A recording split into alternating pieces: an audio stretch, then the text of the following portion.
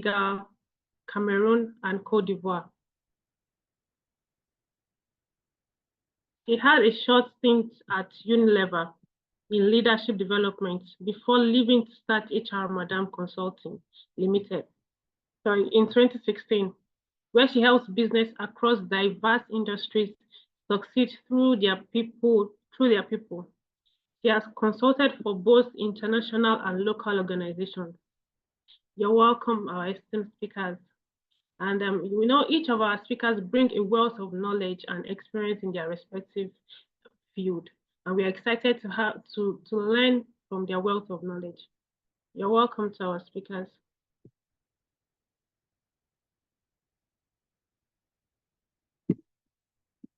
Okay, yeah, you are muted. I think your speaker is muted.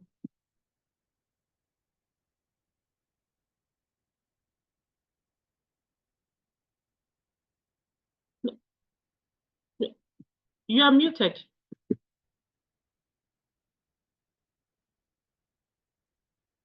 Okay. So now let's get started with our discussion. So I would like to ask our speakers, what exactly are performance management tools and how have they evolved over the years? So we can start with having Jacqueline give us an insight into that. Okay, thank you so much for that warm introduction. Yeah, probably I can begin the session. So what exactly are performance management tools and how have they evolved? I think for context, performance management tools really just speaks to what it is. It's basically, could be a HR software, it could be a system, it could basically be an internal workflow that is used to help organizations track productivity and primarily just evaluate employee performance. In terms of how they've evolved over the years, I'd say predominantly now I can see companies really just taking a more holistic approach when it comes to performance reviews. So rather than just relying on manager feedback, for instance, when getting insights around their team members' performance, I'm seeing more companies incorporating different data points so that you can get the full picture of an employee's performance, which include, for instance, peer review, also known as 360 reviews, which could be from your peers, from the teams that you manage, or from other participants who participated in your projects. It could also include self-reflections or self-reviews as well. So getting insights from the team member to reduce that bias, and also thinking around pulse surveys, thinking through how can we get real-time feedback, how can we share real-time feedback around employee performances, etc. So that's what I'd consider evolution over the years with performance management tools, but also just thinking around the different sectors and industries that different organizations play. I've seen, for instance, with more mature organizations, they've completely scraped off the traditional performance reviews as we know it. So no more goal settings or KPIs or OKRs. So it's more or less just leveraging of the strengths of team members, leveraging of coaching, career planning, etc., rather than just the traditional approach that we know performance reviews have taken over the last years. Thank you so much, Jacqueline. Yes, I would like to ask Olufunmilola, can you highlight the most essential feature a detailed performance management tool should have?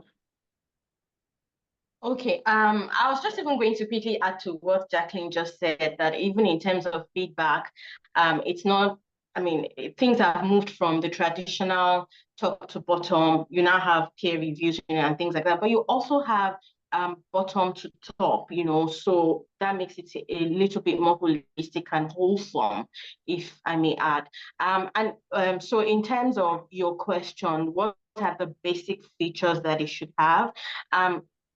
So I believe that, and in the places that I've worked or that I've consulted for, you have the goal setting. Now, I want to dwell a little bit on that goal setting, because I think that that is where the fundamental issue when it comes to performance management is not having clear goals. So by the time you are maybe doing your mid-year assessment or your end of the year assessment, it becomes a struggle to have to align in terms of the appraisee and the appraiser, especially when there is an issue around rating and things like that. So if you haven't gotten it right at setting goals, then the whole system is just faulty.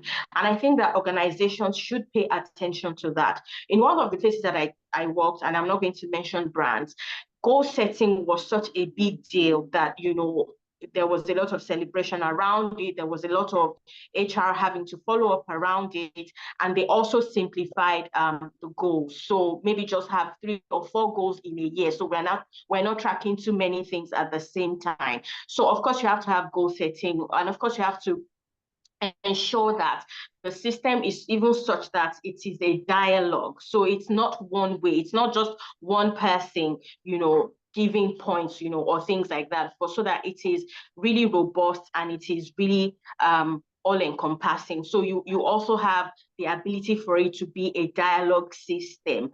And of course, you have things like ratings and things like that. Basically, that's what the system should be about. Right. Thank you. That was really insightful.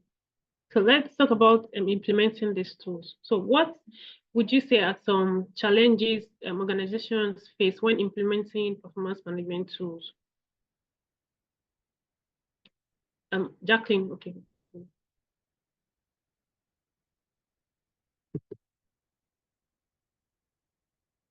You're muted.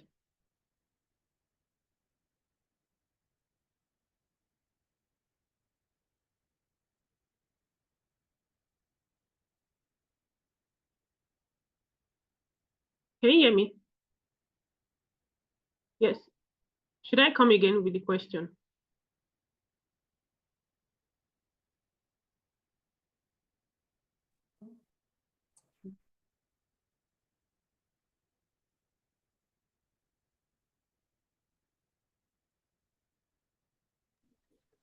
Oh, perfect. I think we are at some point when I try to unmute, it tells me only the host can unmute me. So sorry about that.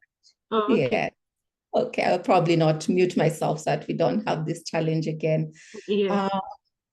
All right, so when I think of the common challenges companies face when implementing performance management tools, I'd say just generally performance management have a bad reputation. Team members and team leads typically don't enjoy the process. So having to implement something that helps kill the perception and biases around a performance review process that is not purely subjective is one of the challenges that I've seen companies have to face. The second most common challenge is obviously every company wants to put in place a robust performance management process or system, and it can cost. It is costly to have a really robust system. So my takeaway typically is, for HR professionals to really push the agenda and inform businesses of the value of having a good, robust performance management process. Yeah, building that business case, showing the value of having a robust performance management framework, and talking about ROI. I know it's something that we'll probably talk about, but yeah, really just trying to identify what is the value of having a performance management framework for the leadership team so that they can buy in and invest in a decent performance management framework that works for the company. Yeah. Right. Thank you so much, Jacqueline. So I would like to ask Olufunmilola, how can companies ensure that these tools are effectively integrated into their existing workflow?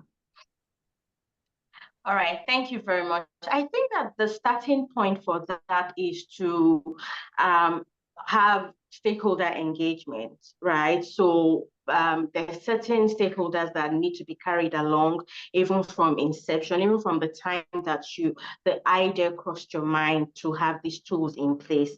And, some of them will act as change agents in terms of helping you to educate other people in the organization, which will make, it's easy for adoption and all of that. The next one is I'm going to talk about maybe running pilot programs, because sometimes the reason why some of these things are overwhelming for people is because, you just came and you're dumping all these things on us.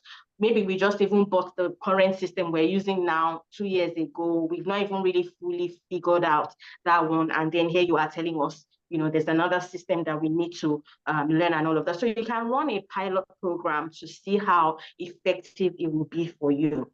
Then there has to be continuous support in terms of people who have questions. Some people will have difficulty in using these tools and all of that. So there has to be continuous support for people. And of course, you need to create feedback mechanisms for people to come back with feedback, areas for improvement, their observations, their contributions, and things like that. So, I think that those should be easy steps for people, for you to be able to adopt that into your existing workflows. Thank you so much. That was insightful. So, Jacqueline, speaking of ROI, how can companies quantify the return on investment when using performance management tools? Good question. And it's one of those things that you really do need to think through and make a deliberate effort to show the value of implementing a performance management tool. So I'd say probably looking at it from a holistic point of view, right? So if you want to measure ROI, you need to really see how your performance management framework link with your engagement scores, for example. For instance, if you decide to adopt a new performance management system, does it have a direct correlation with your employee net promoter score, for example? Another big ROI is being able to quantify the administrative time spent, both from HR professionals, from managers themselves, really quantify what time have we spent, for example, having implemented a robust performance management framework. Also thinking through measuring levels of productivity. So again, saying if you can have a direct correlation with whatever framework you've put in place with productivity. Is it that people are more engaged? Do you see more emails going out on Friday, for example? Because typically as the week progresses, you find team members kind of slow down, etc. So really, there's really no one solution that fits all. You just need to look at the various measures that you have in place, the various data that you have in place, if it's ENPS, if it's data around productivity, if it's data around turnover, voluntary turnover, which is the most regrettable one, and seeing how what impact your performance management frameworks has on those particular elements. Thank you so much, Jacqueline. Okay, so Olufumilala, I would like to ask, how do performance management tools, how do you think it influences employees' engagement and motivation? Because we know that there are some employees that are really not prone to change. You have to convince them, and then having to use these tools, also training and everything. So how would you say these tools influence their engagement and motivation? Can you hear me? Can you see me? Yes.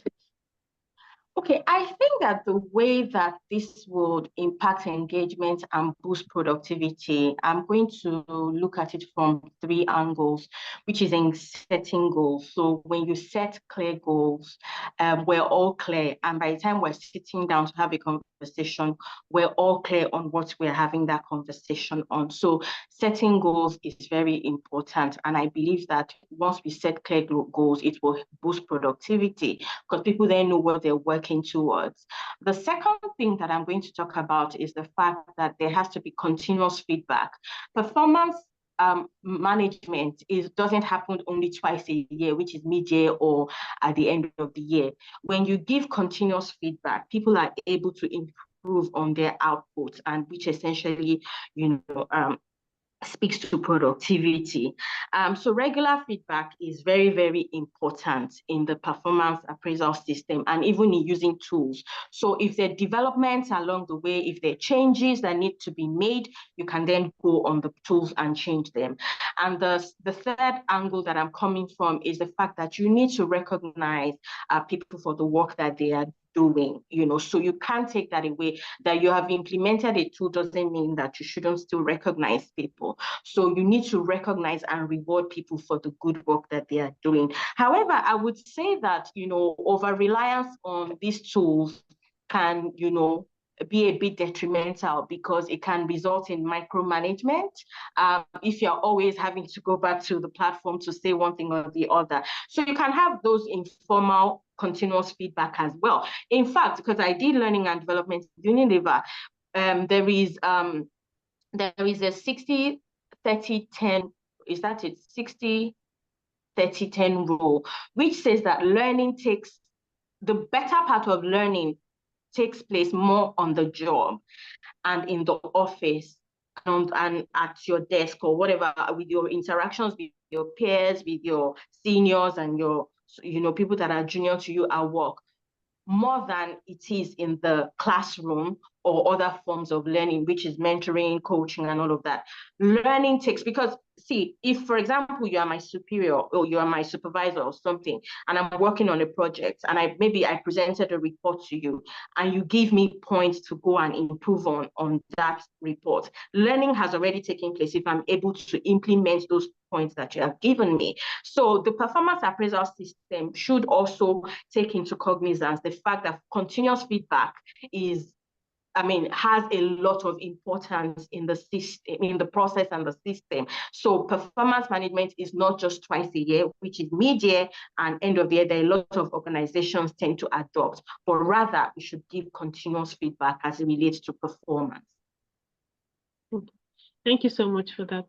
So I would like to ask you again, speaking of micromanagement, so are there any risk of over-relying on these tools potentially leading to micromanagement or reduced employee freedom?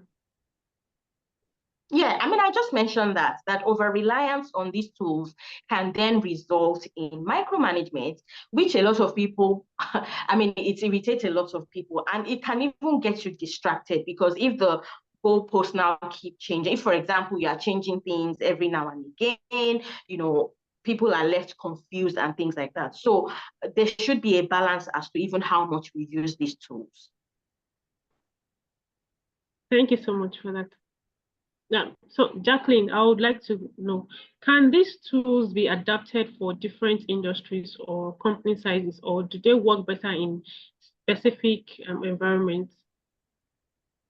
That's good. That's a good question. I think just generally by the nature of businesses and organization, every company is unique. In my days in consulting and also just practicing in-house HR, I've come to realize that every business is unique. So you have to really be adaptable. You need to customize your tools to fit your teams and your business needs. But more importantly, you need to have a tool that helps meet the overall company goals and objectives, right? So customization is super key, super critical. You can't really just get something off the shelf and expect it to work. Yeah, if Google, for instance, is using one certain type of performance management framework and you think, this is a Fortune 500 company, we should probably adopt that. Yes, you can pick the nice to haves, but at the end of the day, it's super important for you to customize. When I say customize is think through your team dynamics, think through the capability within your team, think through the resources that you have in terms of what can you afford within a system. So So yeah, I generally just encourage companies and organizations to keep it simple, and ensure that it is something that can actually be used and adds value, and in turn helps you meet your overall goal and objective, whatever goal and objective you have for your company. It definitely just needs to meet that. Thank you so much for that. Thank you. Okay, so to HR Madam, so what are some common misconceptions about performance management tools that you've encountered?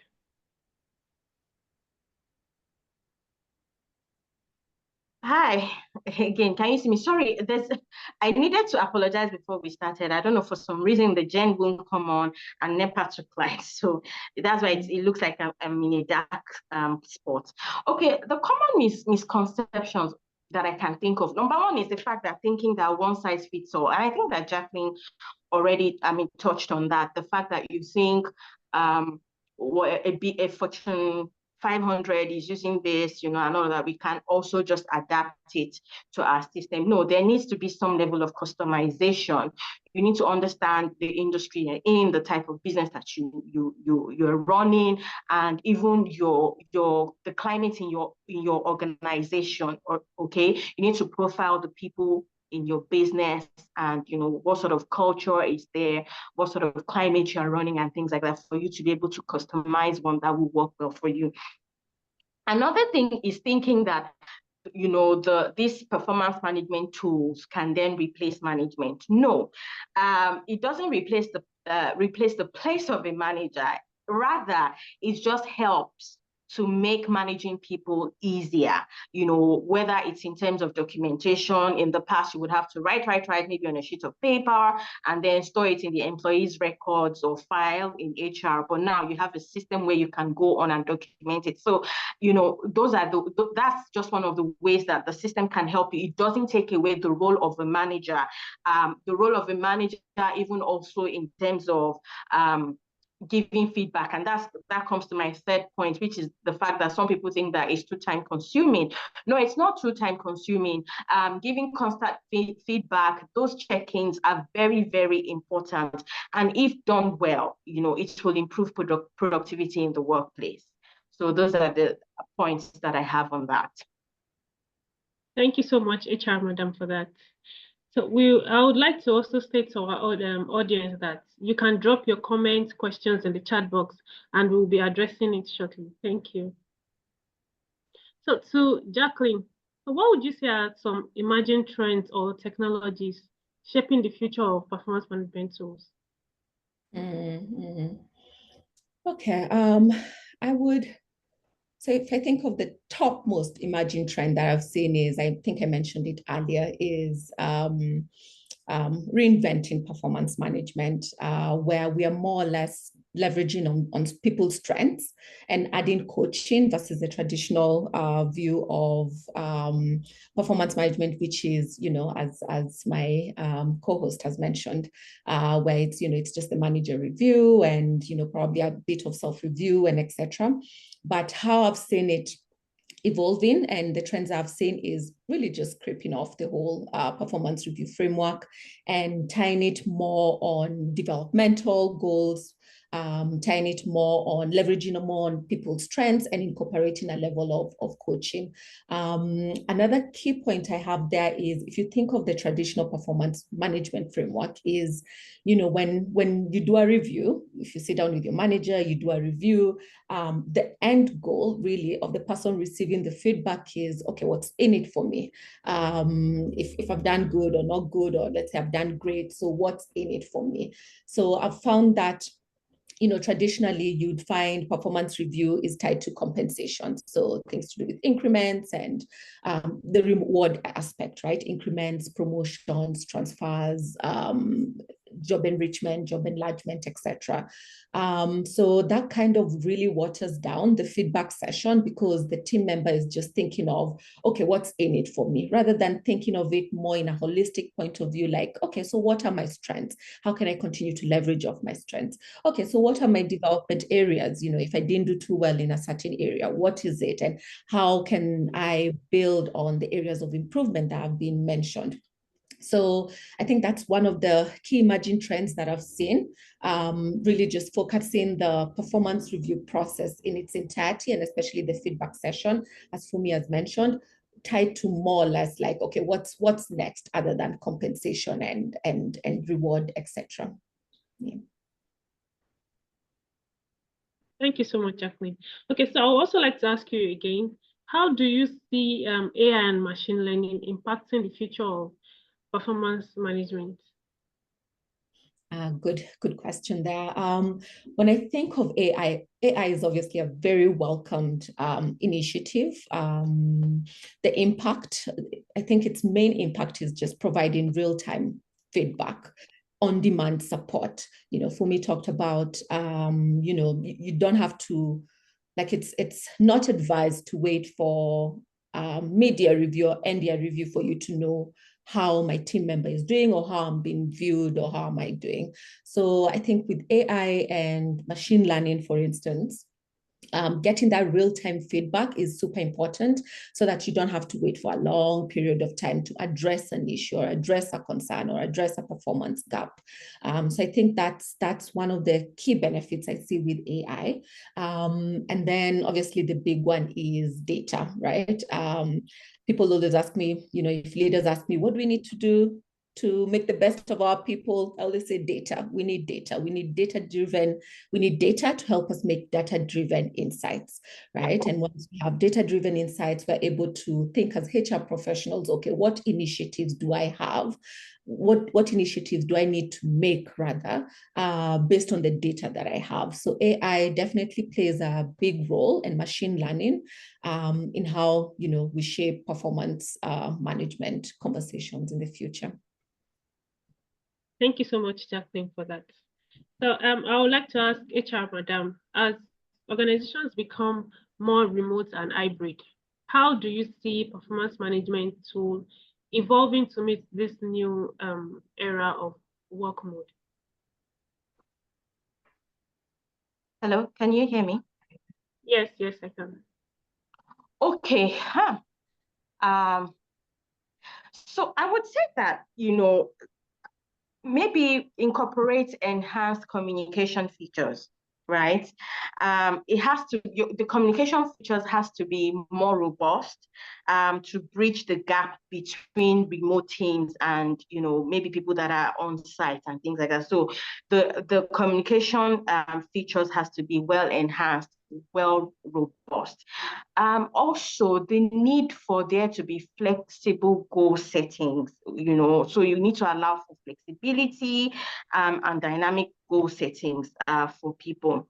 Then one important thing that I would say is that you need to focus more on outputs rather than monitoring and monitoring and monitoring. Monitoring is good to a certain degree, but we should be more focused about outputs, what people are delivering, deliverables, and things like that.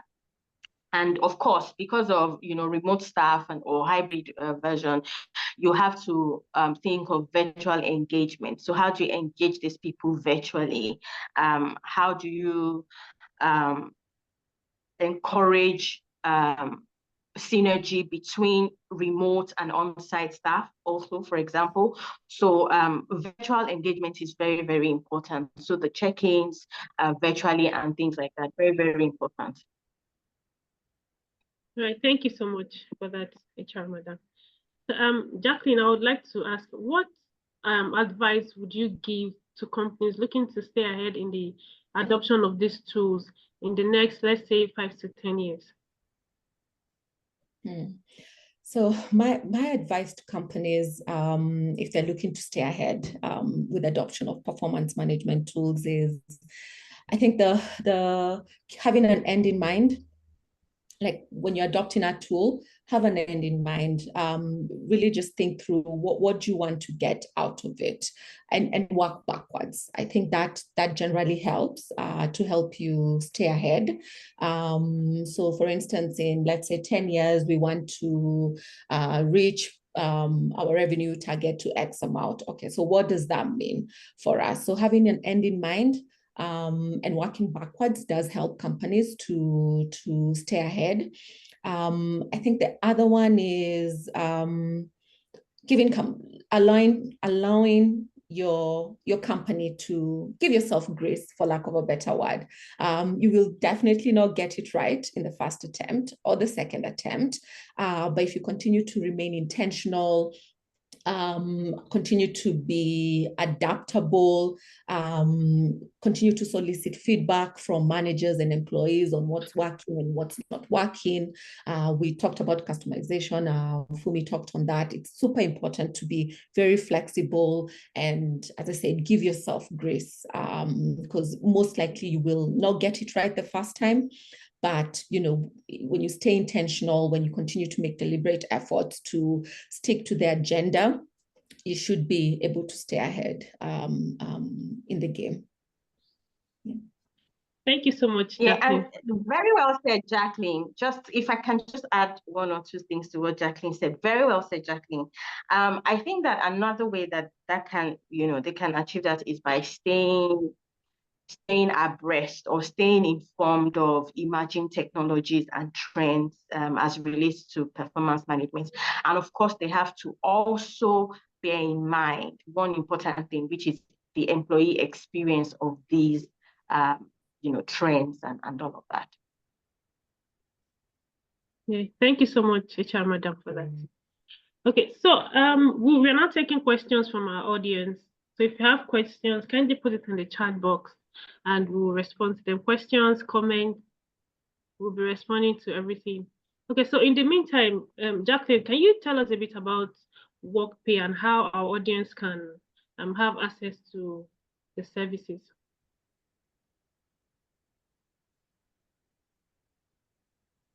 I apologize. I think I didn't catch that last question.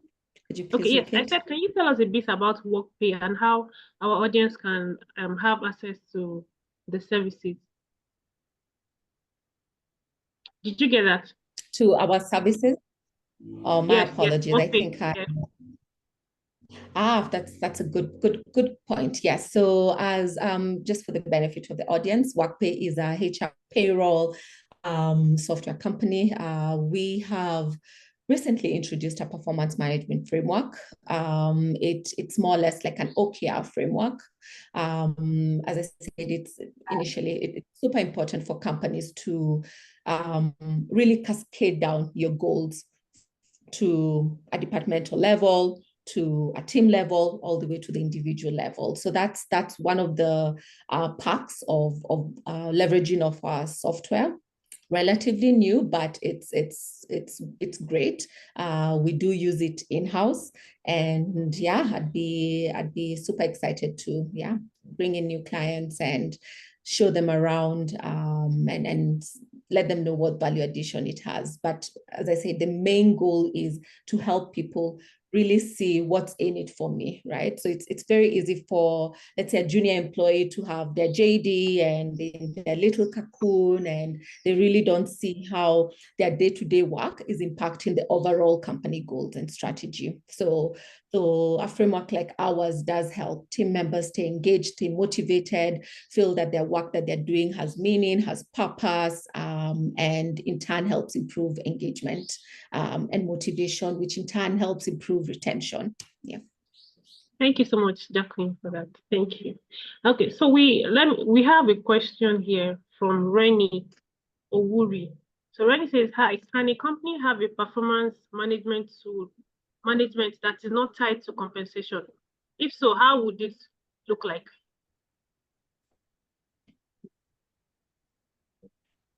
HR Madam, would you like to answer? Yeah. I don't think that is an ideal system, because we talked about recognizing people's work. And how do I recognize? One of the things that performance management does for you, or performance appraisal, which is, in the process of performance management, it does for you is for you to be able to reward people accordingly. If we don't give the same deliverables, if we don't give the same outputs, then why should I aspire to perform better next time? Maybe if you want to use other things, like maybe promotion, which in effect, will still have a compensatory path to it anyway, because if you are promoting me from one level to another, my compensation is going to change. Or in some instances, even if I'm not being promoted, I'm getting more than somebody who did not perform at my level. So I really, where I sit right now at this moment, I don't see how you can divorce one from the other. So otherwise, it becomes unproductive for the organization. Thank you so much, HR Madam, for that. Okay, so we have a question for Jacqueline from Erica Coca. So she wants to know, what makes your product different to other tools in the market? That's a very good question. So what I can say is we're very flexible. I think customization is something that is very imperative when you're rolling out any system, right? It needs to fit your business needs. So I'd say that's one of the key value proposition with ours.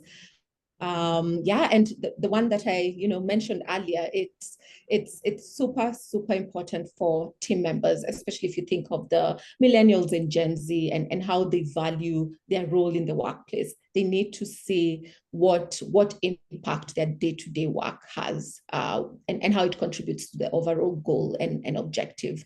So I'd say those are the two key value propositions our system has compared to the rest. Okay. Thank you so much, Jacqueline. Rani Owuri says, thank you, HR Madam. HR Madam, we would like to know more about HR Madam. Can you tell us a bit about HR Madam and how we can get in touch with HR Madam service? Okay, HR Madam is evolving, but I would say up until now, we're an HR consulting firm. So we do recruitment, we do training, we do HR management for some organizations who outsource their HR department to us. So we are their HR department. And then we just do normal consulting, whether it's that you want to change the culture in your organization. So we do culture change management and other things as well. But, like I said, HR Madam is evolving. So we might not be doing recruitment again.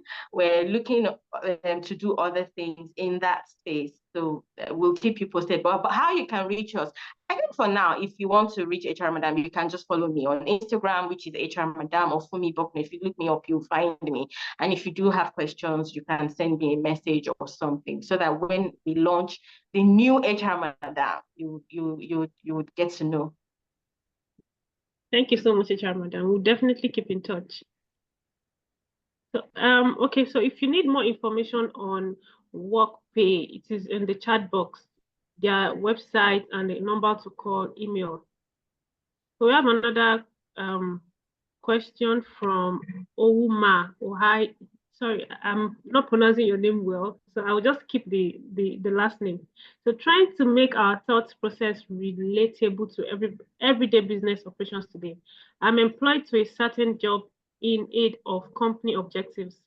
Do we mean in addition to the remuneration package I receive, the organization ought to incentivize me to do the work assigned and do it well? Please clarify on this.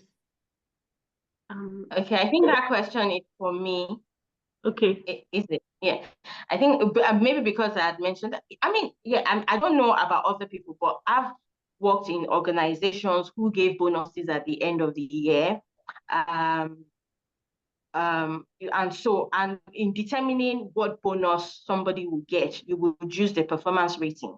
Okay, so that's how the two are related. So, and your salary is different from your bonus anyway. Your monthly salary is different from your bonus. So yes, I've always worked in organizations that incentivize performance, and how they do that is to use your performance rating to apportion what sort of compensation you get. I hope that clarifies the question.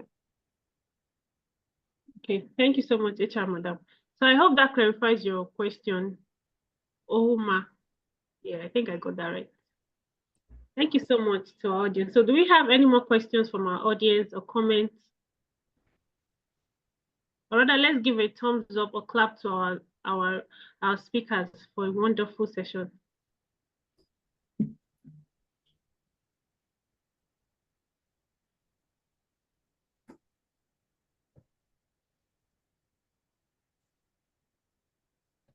Thank you.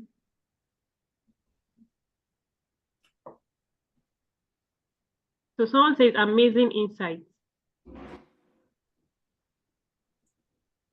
So Omar has another question for you, HR Madam. So isn't the performance rating same to what we are thinking of writing of performance review, that is?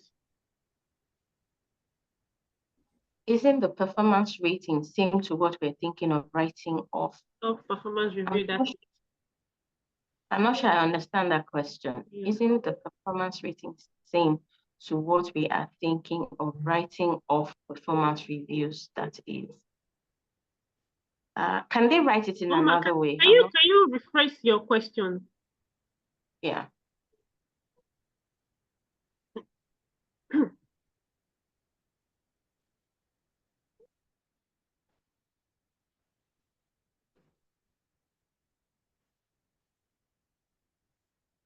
And maybe while we're waiting for Omar, let me add to what I had said before.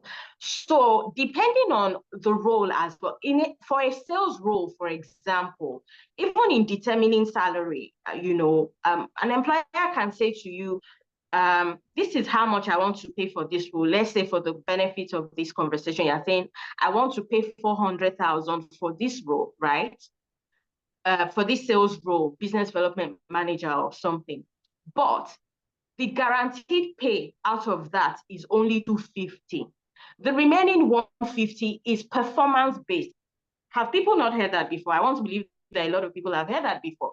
For a sales role, the remaining 150 will now be performance-based. So depending on, let's say, how well they meet their target is when we're now going to have, weighted ratings, for their performance, and then now apportion how they get that remaining 150. Meaning that maybe if you made 50% of your target for that month, then you get, up to like maybe 70% of the remaining 150 out of the 400, right?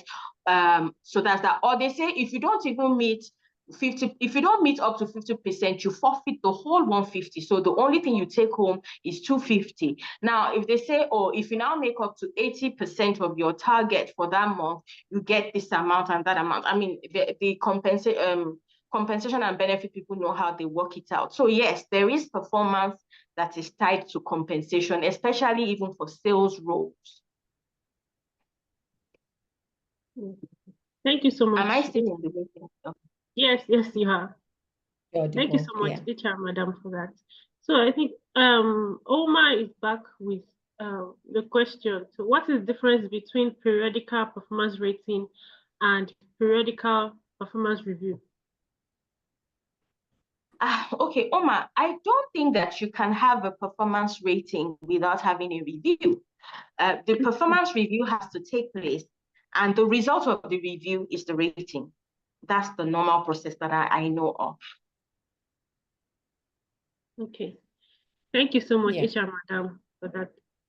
And thank you, Jacqueline, for this wonderful session. So we have reactions from our audience. They clap and wave, thumbs up. Thank you so much to our audience as well. Thank you all so much. So we've come to the end of this session.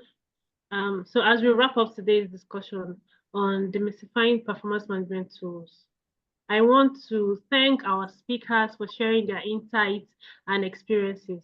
We've explored the benefits, challenges, and real-world applications of these tools. And I hope you've all gained valuable perspective to take back to your teams, your workplace.